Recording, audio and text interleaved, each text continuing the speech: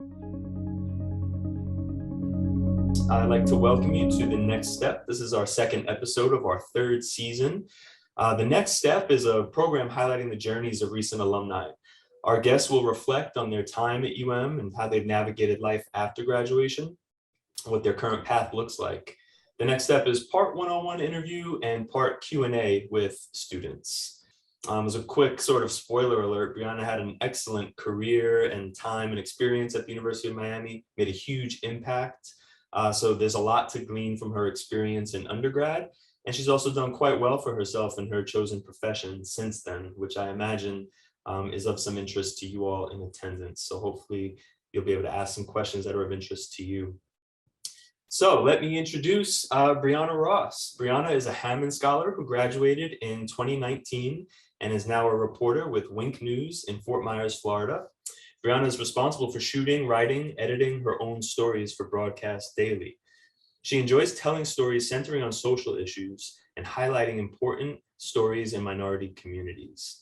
Breana, welcome to The Next Step. Thank you. Thanks for having me.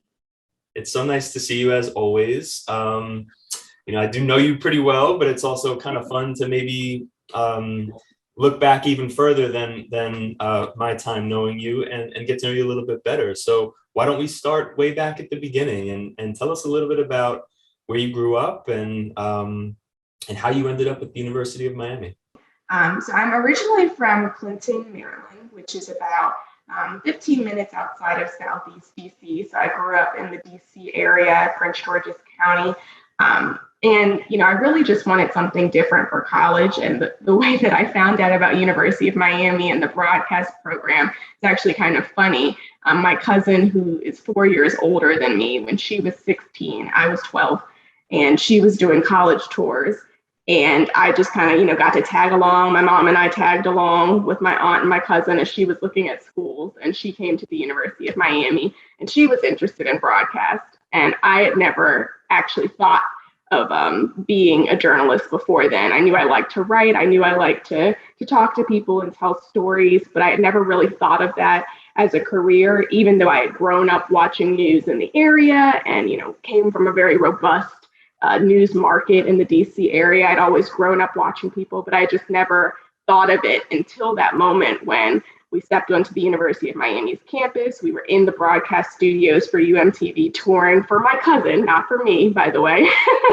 And I'm looking around and she's like, I love it. I'm like, I love it too. And this is now, where I want to go and what I want to do. And so that's kind of where it started. I have my sights set on since I was 12 years old. That was the only real, college campus I had visited at that point, but I just knew. It's like one of those things where you just know when you step on that campus that you're in the right place. And that came for me very early. And my parents were very clear. They said the only way you can go to Miami is if you get a scholarship, because we just simply can't afford it. And, that's where Hammond comes in later in the game. And OAE is very special to me because Hammond really made it possible for me to come to the University of Miami. So I'm grateful. But that's how it all started. That's funny. I love to hear those stories of sort of the first time, the school popped on your radar and what it meant to you. Did you always want to be in communications, or did you have other interests when you were growing up or in high school? When I was young, it went all over the place. I wanted to be a hairdresser, a cosmetologist. I wanted to be an actress, a model, all of those things that, you go through the stages. But at the moment where I hit 12 and I realized that, broadcast journalism and journalism in general encompass literally everything that I was good at and all of my strengths. And then coming to UM's campus and seeing, oh, wow, this is an actual major and a career. From that point forward, I was consistent that I wanted to be in journalism. That's funny, the other things that you had considered, only because kind of what you do now touches a little bit on all of those things, right? Like there's an element of each thing. There is, yeah. Appearance obviously is important. The cosmetology hair aspect of it, acting. I would say I'm pretty genuine on air, so there's not too much of that. But public speaking, that aspect of it. But yeah, no, it's interesting. And also, I would think, depending on the story you're covering, might sort of require a different emotional disposition, right? Yeah. Which isn't to say it's acting, but it's you're being conscientious of how you're presenting yourself. Exactly. Yeah, your tone and the emotional aspects of it. And there are times, as a journalist, you're neutral, right? And you don't agree with the people involved in every story you cover. There's some topics that sometimes I'd rather not cover. But I guess there's a level of acting in that element because that can't show. You're a neutral storyteller. You're the deliverer of facts, and that's all. Right. You have to practice your poker face sometimes. Right. Exactly. So Breana, take us outside the classroom. You were one of the most involved students I think I've ever seen, and this conversation would probably way too long if we talked about everything you did in undergrad, but talk about a few of the key things. Maybe one helpful way to do it might be like, how did you start off? What were the things how did you approach getting involved your first year? And then how did that evolve over your 4 years at UM? Yeah, I signed up for a lot at I signed up for a lot of different things, but from the beginning, I knew that I was going to be heavily involved in UMTV, just because I knew that was important for my major and for my career. So that was kind of the first and the main thing I set my sights on. Then service is very important to me, and so early on, I can't remember some of the early. I think I was in first year U and some of the other service initiatives through the Butler Center. I got involved in literally all of those. I was very involved with the Butler Center. And I knew from the beginning that I wanted to start my own service organization, which wound up being Written in My Soul, which I had the idea for, even before I came to UM. And I knew that I wanted to start that while at Miami. So that was something, I kind of started getting involved with the Butler Center, built those relationships, and then I wound up starting that. And there are just a bunch of other things that I was involved in, but I would say like the main two things that I spent my time on were UMTV and Written in My Soul. And for UMTV, I did everything from reporting. I was an anchor for some of the shows, and then my senior year, I wound up being the station manager. So I oversaw all 7 of the shows for UMTV, and that really, that helped me a lot, for the job I'm in now. I think that's one of the reasons why I got the job, because of my involvement with UMTV, and it really prepared me for what I do now. Written in My Soul. So that's a program, it's geared towards teaching youth how to use poetry as a form of healthy self-expression. And so we partnered with different community organizations in Miami, sometimes schools, and we worked with a group of kids every semester. We did sessions on writing techniques, performance skills, and then we had a poetry slam at the end where we brought the kids to campus. And so that's something I was a sophomore, I think, when I started that. I got a grant from the Butler Center, the Social Innovation Grant. And then I went through the process of making it an organization. So that was kind of my baby in college. So those were the main 2 things. I was a part of Iron Arrow. I studied abroad. There were a lot of other organizations and boards I had my hands in, but I would say those were the 2 main things that I was focused on outside the classroom. That's great. Those are 2 good ones to really touch on. Take a moment and think back to your study abroad experience. Tell us about it. How did you decide to go, and how was that experience? What do you think about it today? Yeah, that was probably one of the most transformative experiences I had, at Miami and maybe just in general. I decided to do the South Africa program, Cape Town, because it was one of the few programs that offered a service learning component. And so that's really what I was interested in going abroad. I wanted to go abroad, but I also wanted to serve abroad. And that was, one of the programs that allowed me to do that. So that's really how I picked it, which it's very shallow looking back at it a little bit, because I'm like, I didn't really know much about what I was walking into, right? And I also picked it because I thought culturally it would be a good experience for me, as a Black American. I thought, oh, maybe like I can immerse myself and feel some sort of connection, which was, it was a rude awakening when I got there and realized, how different the culture was and how much, there was to learn. But that's kind of how I got there.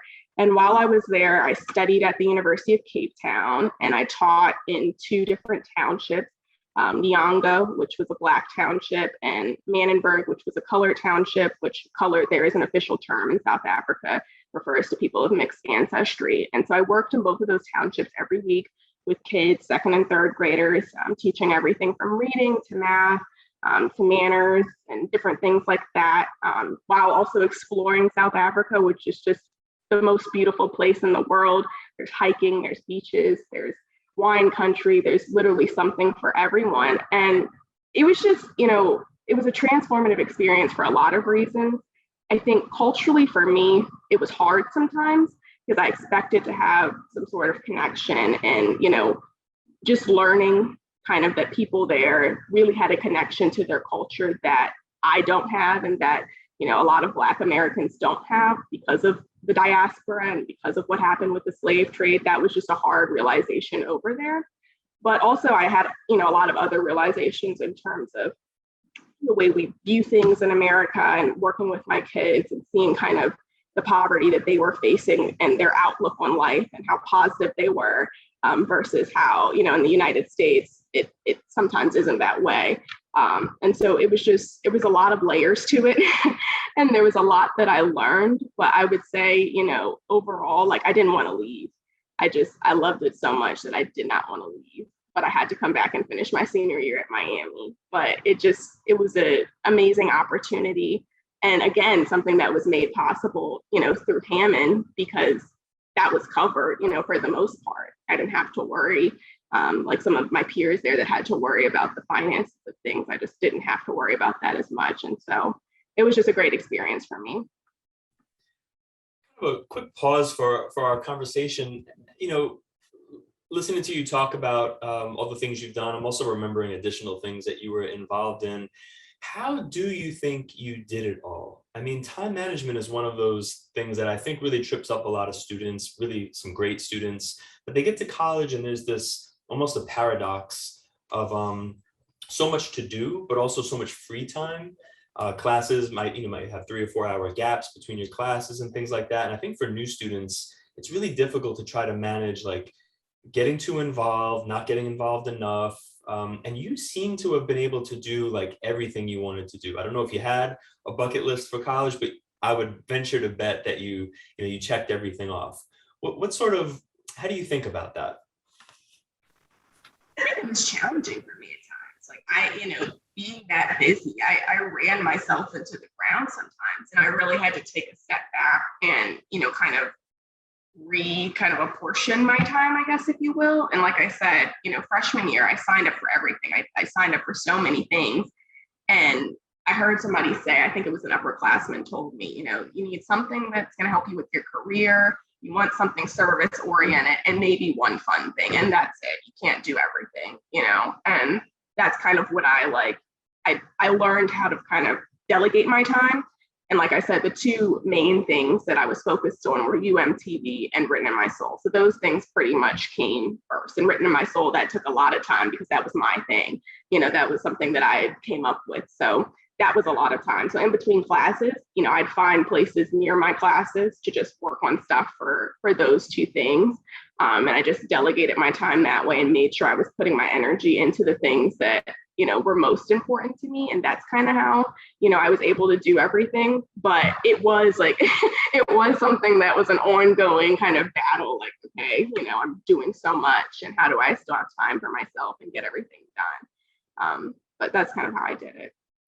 Breana, back to maybe the more modern day. So you graduated in spring of 2019 and you began your career. Talk a little bit about that job search. Because one additional involvement you had was you worked in the Office of Academic Enhancement. So you came in for advising, but you also came in much more regularly than that because you had shifts and hours here. So we were able to chat, and I remember some of those conversations about the search. So yeah, talk a little bit about that, being a senior broadcasting major and having figured out what you'd like to do for a career and how you navigated that search process. I was kind of torn in a way. Like I was almost afraid to take the leap into this job that I had studied so much for, and I had done so much with UMTV for, and I was supposed to be so well prepared. And when I was right on the cusp of kind of doing those applications, something just started to weigh on me. Like, do I really want to do this? Like, I'm just going to be giving up a lot, and it's a hard job, and all of those kind of thoughts started to rush in, which I think is very normal. for people, your senior year, there's just like a lot of anxiety surrounding that. So I was dealing with some of that. And then the actual application process, I was a little bit stressed out because for my job, you can end up anywhere, and it's very common for you to end up somewhere where you maybe have never even heard of. And so I'm going through the process. I post my reel on YouTube, and I start getting some feedback just from posting it. I'm applying on TV jobs every night, just looking for jobs. And the job that I actually wound up accepting, I got several offers, but the one that I wound up taking was I got it, and I got the interview at the University of Miami. So the communication school had a like meetup, I guess you can say, or some sort of job fair. And Wink, which is the station I'm at now, they're in Fort Myers. So they drove over, and the managing editor was there, and we hit it off right away. I made that person-to-person contact, and that wound up being the job I took. It's 2 hours away from Miami. It was the highest market, the best paying job, the best setup. And that's what I wound up doing. But it was just so interesting because during the whole job search process, I had so much anxiety, about stepping into this career that I had spent so much time preparing for. And in the end, I really realized, you have to just take the leap. Like you can't, let fear control you and rule you and get in your head. Like you're ready for this, you're prepared, like just jump in. And I'm really glad that I did. I think I would have really regretted not giving it a shot. So how did that fear and anxiety translate to when you're actually on the job? I imagine the first time the cameras start rolling and you're about to do your first story might have been a pretty nerve-wracking experience. Yeah. And, I wanted to take a second to say this because I think it's important. In college, a lot of people talk about, getting the job and graduating and, that kind of thing. You graduate, you get a job, you get an offer, you're so excited. But there's not a whole lot of conversation sometimes about what happens once you're actually in that job. So, I graduated, I felt like I was on top of the world, like I accomplished a lot that I wanted to accomplish. And then you're essentially starting over. When you take this new job, you're going from like the big senior on campus, you're doing all this stuff, you're leading your organizations to like the bottom of the food chain, basically. And that was hard for me. I was in a new place. I didn't know a lot of people. I didn't really know anyone. I met friends, but I didn't know anyone. I had no family here. My family's all up in the DC area. A lot of my friends from school also moved up to the DC area. And so I'm watching all of them up here. I just felt there was a lot of feelings, like of loneliness. I felt very I had a lot of imposter syndrome when I first started my job. Like I felt kind of inadequate sometimes because I was around people that had more experience. I wound up getting a really good job out of college in a good market. So for reference, there are 200 something TV markets in the country. Most people coming out of college start in the bottom 100. My job is market 53. So it's very rare to get a job like that out of college. I was very excited, but it was kind of a blessing and a curse, right? Because there was that much more pressure. So I was dealing with a lot of that when I started, and I talked to Chris about this, but I'm very open about my experience. I became very depressed from all of that, just trying to work through the changes and, the transition. It was very hard for me. And my first story, it's funny you should mention that, Chris.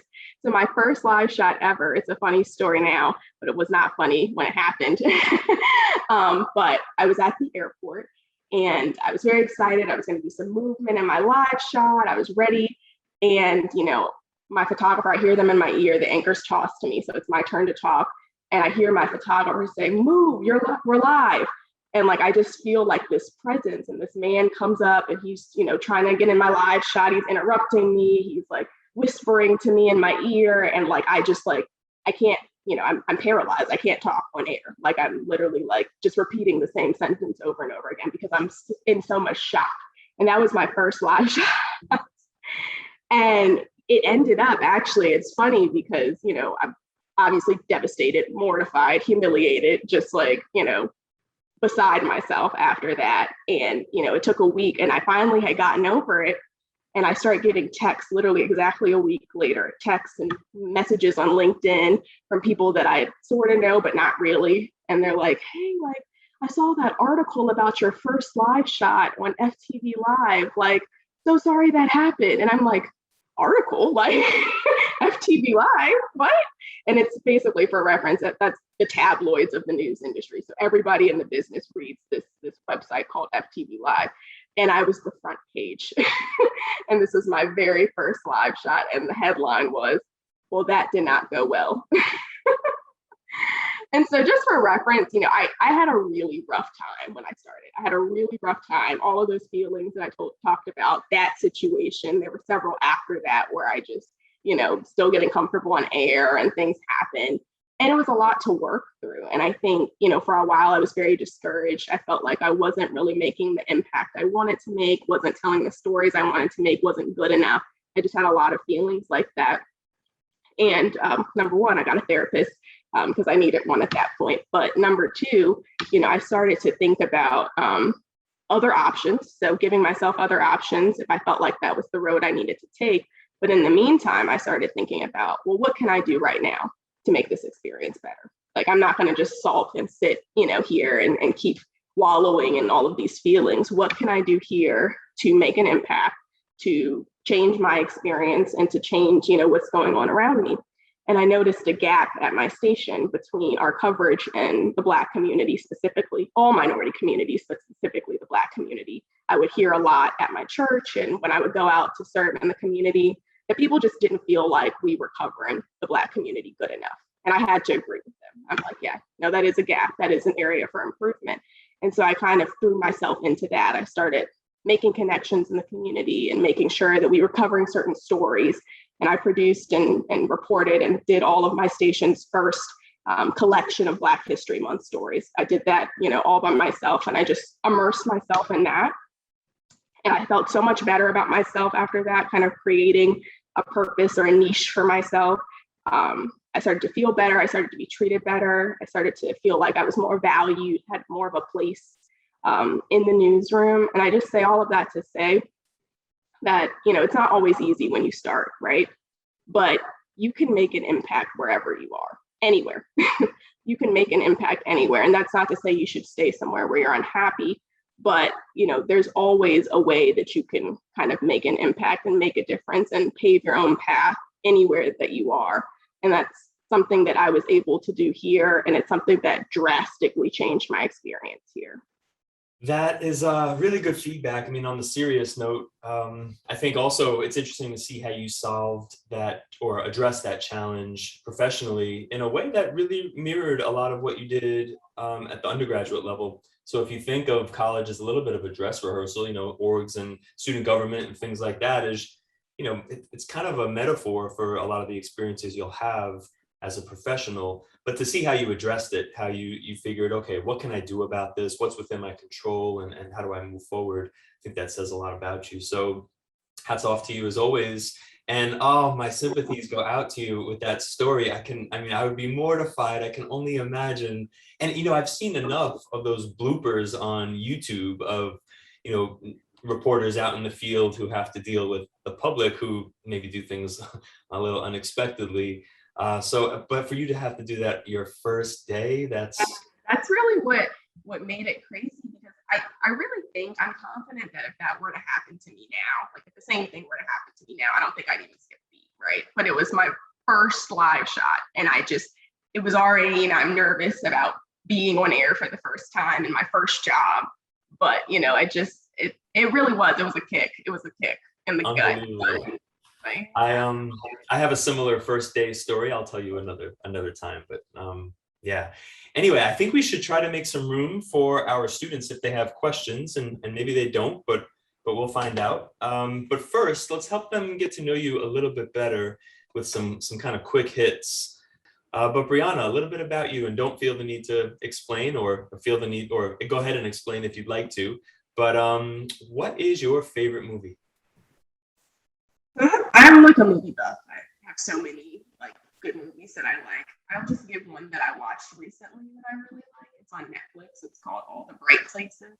It's really good. Very sad. All the Bright Places? All the Bright Places, yeah. Okay. Very sad, but very good. So great.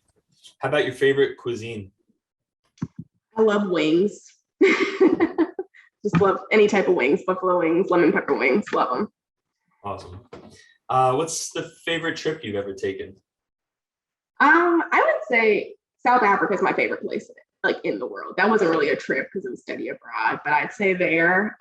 Or when I graduated, my parents took me on a Mediterranean cruise, and we did Greece, Italy, Montenegro, and Croatia. Oh, and then we also went to Amsterdam, just kind of like flying through. But that's one of my favorite ones too. Beautiful. What's the best decade for music? I'd say early 2000s, but only because I probably don't like remember as much from other decades or listen to Right. as much. More of a serious note, what are you most proud of? I think, kind of in that story I just told about my journey here, just my ability to try to like make an impact and make a difference wherever I am, just trying to figure out how to do that and doing it even when things are hard is something I'm proud of. And is there anything that you would do differently if you had the chance? No, I don't think so. I think like everything in life, I'm a strong believer that everything happens for a reason and God never puts you in places where you don't belong. So Great. I'll go ahead and invite Jordan to join us, but while he's coming into the room, share with us what being a Hammond Scholar meant to you. yeah, like I was saying earlier, I mean, it really meant opportunity for me. It was the opportunity. It was my ticket into the University of Miami. And a lot of what I was able to do while I was at the school was because I was a Hammond Scholar and because of that opportunity. And so, it was something that I was grateful for while I was there. I'm grateful for it now. And it was something that, really motivated me while I was there to do everything that I did and to achieve and to make a difference because, I'm representing this office that's invested in me. So I have no choice but to really go out there and make it worth it. And so that's what it meant to me. It meant opportunity, it meant motivation, and now it means success. Good for you, Breana. Always a pleasure to chat with you and catch up with you. Thanks. Joe, I'm going to toss it over to Jordan, and we'll see if he has some questions from the students. Jordan. We do have a few students here who have put in a couple questions, so we'll have Jeanette bring them in. And when you get brought in, just go ahead and introduce yourself, your name, your major, where you're from. If you can, put your camera and microphone on.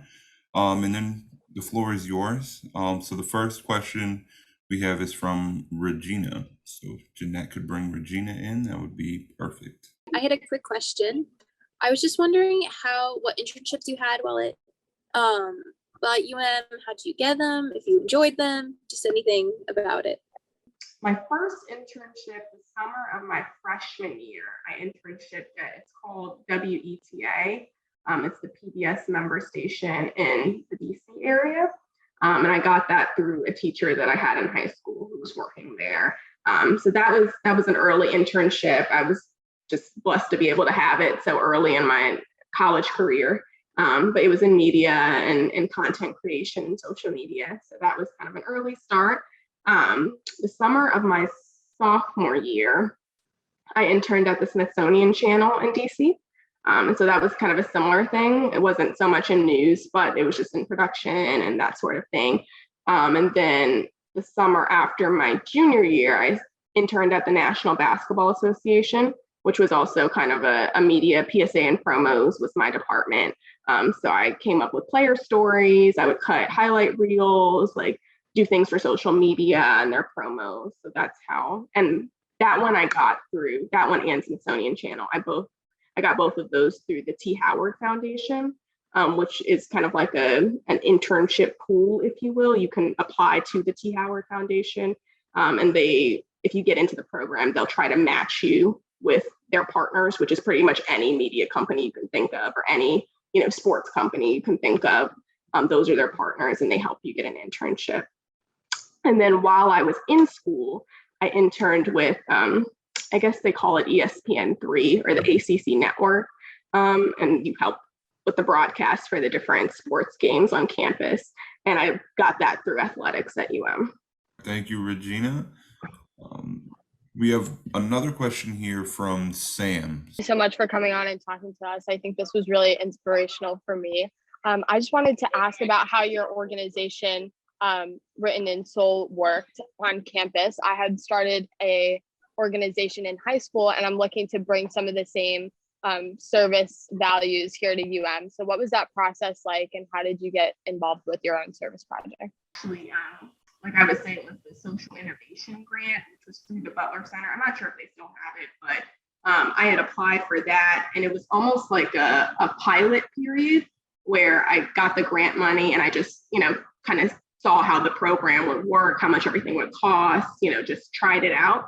And once I saw, that it flowed well and it was well received, I started to go through the process with the Butler Center. I think it might be another, I can't remember the organization that I went through, or I think it's a different organization that you have to get those approved through. But I just started to make connections with the Butler Center and some of the advisors in there, and they kind of walked me through that process and who I needed to go through to get the organization approved. And then since my organization was housed in the Butler Center, and it still is, all of the funding kind of came from the Butler Center as well. So if you're looking to start something service oriented, I would definitely recommend going through the Butler Center because, there's certain perks of having that. All right, another good question and a great answer. Thank you, Breana. And we have another question. My name is Daryl. I'm a broadcast journalism major from outside Chicago. My biggest question was kind of people here still talk about your involvement in UMTV. Like the professors, and then Ben, as he's still around, so he talks about you all the time. Tell me, did you ever feel like, once you got into the industry, you talked about your you kind of like the struggles, especially being at such a high market. Did you feel like the program at itself, did you feel like you were prepared for the job? Yeah, I talked to Professor Treadwell about this a lot because I think in a lot of ways, yes. So UMTV is awesome. You get experience doing live shots, which a lot of college programs you don't get, or you get experience putting together packages, and it's a great area to be in Miami to, do some of the news that is around. But I feel like it's hard to really be prepared for a job like this because it's just so different when you're out there. And I say that for a few reasons. One is because of the deadlines. So at UM, you have a week to put together your package for class, right? Or maybe sometimes even longer, depending on what class you're in. Or you have days to put it together. For me, I have hours. And sometimes, like my typical day, usually I get my story at 9:45, and I could be in the 3 o'clock show, 4 o'clock show, 5 o'clock show, 6 o'clock show, or I could be in all four. I could be in 2, 3 of those shows with different content. It's a totally different ball game because the demands are it's so fast paced. The deadlines are so tight. Sometimes I only have 30 minutes to write my script. It's just like, it's hard to prepare for something like that, in a class. Now it's something that you can do on your own, is trying to knock out scripts as quick as you can, or trying to, get packages done in a day or something. That would really help you. But that was one of the things. The other thing is just like the content. So at school, you get to choose what you want to do your package on. It's not like that, in the real world. You're at the mercy of whoever your bosses are at the assignment desk, and they can send you to fires, crime, crashes. They can send you to a nice story, a feel-good story if they want to. But there's a lot more that you could be covering, and some of that stuff is very heavy. And some of it, might not be things that you want to do, but you still have to do it. So it's very different in that sense. And I would say, I couldn't have been prepared for some of those things. But I'd say just overall, what UM has to offer and what UMTV, what you are able to do there is good experience. And then if you don't mind me asking, a follow up. So then what kind of advice would you give to us in terms of like internships, opportunities to get us ready? I'm a sophomore, but I'm about to be a junior next semester. So like types of stuff to prepare me, keep moving forward and to build those kind of relationships and that network that seemed like was important for you to do your job. Yeah. Now, the first thing I would do is try to get involved with T. Howard Foundation. That's where I got 2 out of the 3 internships I did was through that program. And it's to promote diversity in the media. There's a lot of, different people in different organizations and different companies that are involved with the foundation. So I would try to get involved with that. The biggest thing that I wish I would have done, and I guess it goes back to Chris's question, if I could do something differently, something that I did not do that I should have and that I recommend is that you should intern or at least spend some time in an actual newsroom before you go out into the job market in this field. None of my internships were in actual newsrooms, right? So I was at the NBA, Smithsonian Channel, PBS, that's public television, but I was never at an actual newsroom. You want to do that. And I think that I would have been a lot more prepared about what I was walking into if I had done that. And then the third thing I would say is get involved with National Association of Black Journalists, or if there's other people on the call, there are different organizations for, different ethnic groups and also, Society of Professional Journalists. Just get involved with some of those because you can meet a lot of people through those. And I know a lot of people who work in my market right out of college because they got a job through NABJ and through doing interviews with that. So for you going into your junior year and especially going into your senior year, definitely become a member and attend the conference and start making those connections. But get an internship in a newsroom too. Thank you, Breana, for all of those wonderful pieces of information. And thank you to the attendees for asking such engaging questions. I'll go ahead and pass it over to Chris to kind of close us out here. Thank you to the students, Regina, Daryl, Sam, those are all great questions. Breana, one last question for you. What does the future hold for you? So there's a lot of possibilities right now, and it's really exciting. So during that phase I talked about where I wanted to give myself options, I decided to apply to grad school. And so I applied to a program I'm forgetting the name of the program right now. I applied to a program at the University of Pennsylvania, and it's in social policy. There it is. It's in social policy and basically studying systems of inequality in our country and how to correct them through policy. And it's something that I found really interesting, and it speaks to other things that I'm interested in. So I went ahead and applied. Chris wrote me a wonderful recommendation letter, and I did wind up getting in. So that's something that's on the table. I deferred from last semester, so I'll have a spot this year if I choose to do that when my contract's up in June. But I'm also going to explore possibilities with more broadcast jobs and see, if there's a possibility that I could get a really good job in a good market where I want to live and I want to settle. I'm going to apply for jobs too and just kind of see, but I'm just really excited to have options to do multiple things that I'd be really excited about. Well, Breana, that's great to hear. It's always a pleasure to catch up with you. I really appreciate you spending some time with us today. I know that the students who attended and those who will see this in the future will get a lot from it. And I hope you'll stay in touch and stay involved. Yeah, thanks for having me. It was fun. Before you go, Breana, let's throw up the U for old time's sake.